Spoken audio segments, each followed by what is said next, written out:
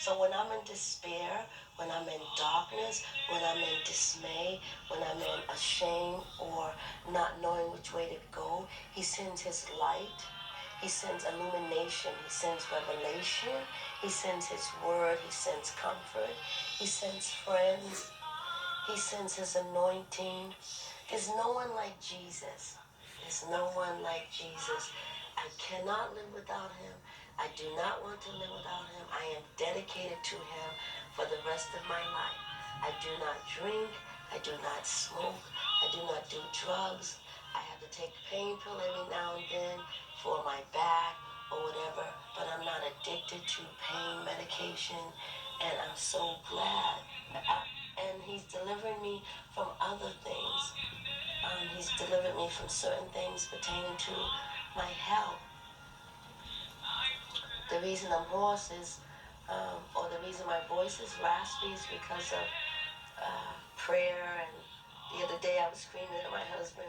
That just probably added to the hoarseness or the raspiness. But the real raspiness comes just basically from doing a lot of praying and worshiping, crying. I remember my sister wrote me a poem years and years ago. It was in the 1990s, and she said, "Girl, don't you cry."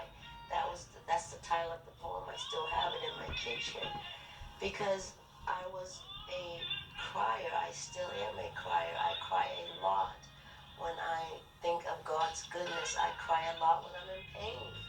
So I'm crying whether it's good, and I'm crying whether it's bad. So I remember my mother telling me that when I was a little baby, they called me Tweety Bird because I cried so much. But now my tears are mainly of joy. And then I cry also for Syria, just all the stuff they're going through today. The bombings, the children, the families that are being killed.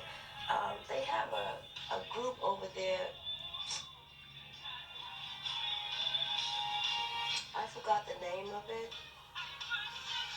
I know they wear these white hats, and they may have to go in 15 times a day because of bombings and rescue people and children and men.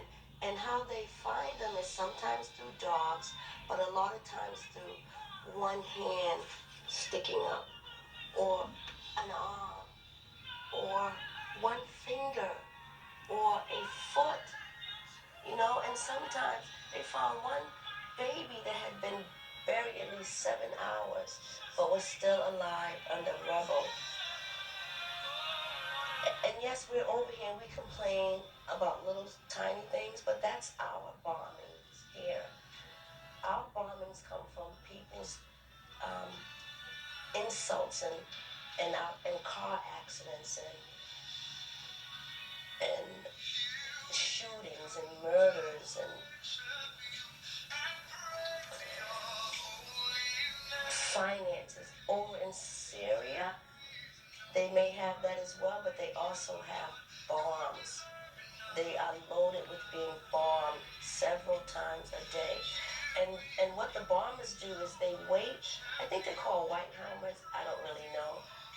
But they wait for these bombers. They bomb you, then they'll wait, another 45 minutes or so, because they know that these rescuers are coming in to try to rescue people.